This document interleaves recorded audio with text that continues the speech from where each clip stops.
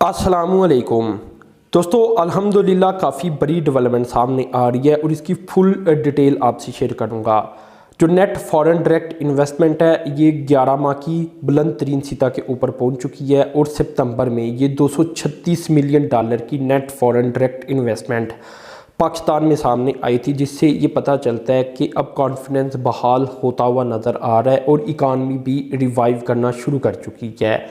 दोस्तों, IT sector, इसी तरह telecommunication, power sector, oil and gas exploration और फिनेंशियल सेक्टर में ये इन्वेस्टमेंट सामने आ रही थी।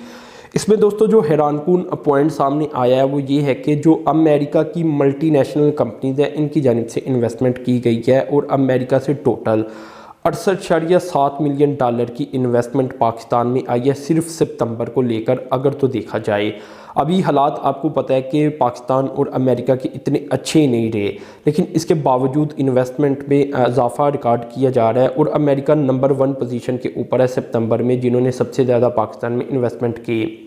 इसके अलावा नीदरलैंड ने की, यूएई ने की, हांगकांग, चाइना, यूके, ये नोटेबल कंट्रीज़ है जिन्होंने पाकिस्तान में आकर इन्वेस्टमेंट की और ये इन्वेस्टमेंट पाकिस्तान में अल्हम्दुलिल्लाह आई।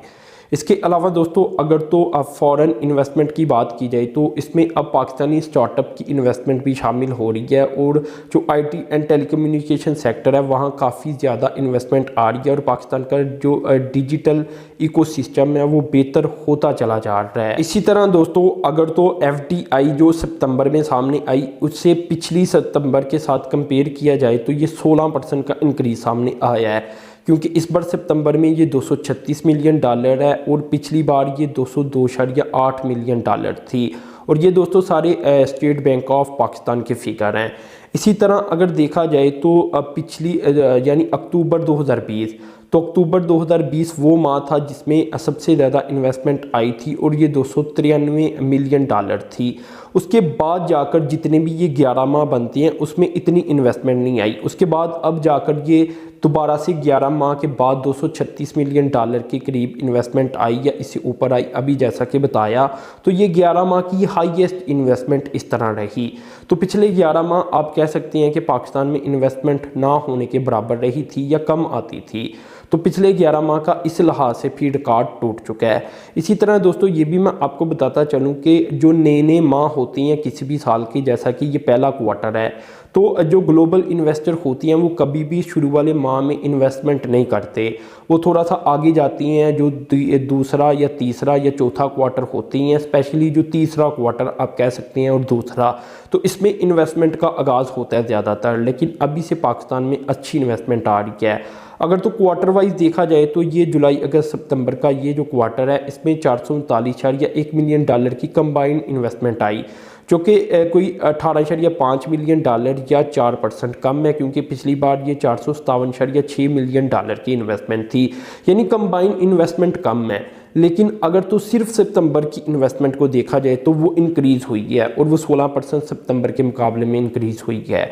इस साल पाकिस्तान का जो टोटल टारगेट है और पाकिस्तान ये समझता है कि 1.5 से 2 अरब डॉलर तक की इन्वेस्टमेंट पाकिस्तान को मसूल हो सकती है। इसी तरह दोस्तों अगर सेक्टर वाइज देखा जाए तो सिंगल लार्जेस्ट जो इन्वेस्टमेंट आई है ये तो फिनेंशियल सेक्टर में आई है और ये 61.4 मिलियन डॉलर की है, सिर्फ सितंबर की बात कर रहा हूँ। इसके बाद पावर सेक्टर में 45.2 मिलियन डॉलर की इन्वेस्टमेंट आई है। कम्युनिकेशन सेक्टर यानी आईटी एंड कम्युनिकेशन में 42.4 मिलियन डॉलर की इन्वेस्टमेंट आई है और जो oil and gas exploration sector है इसमें 28.1 मिलियन डॉलर की इन्वेस्टमेंट आई है। अल्हम्दुलिल्लाह जो oil and gas exploration centre है इसमें मज़ीद जो सेक्टर है इसमें मज़ीद गवर्नमेंट जब मज़ीद लाइसेंस देगी तो मज़ीद इन्वेस्टमेंट आएगी।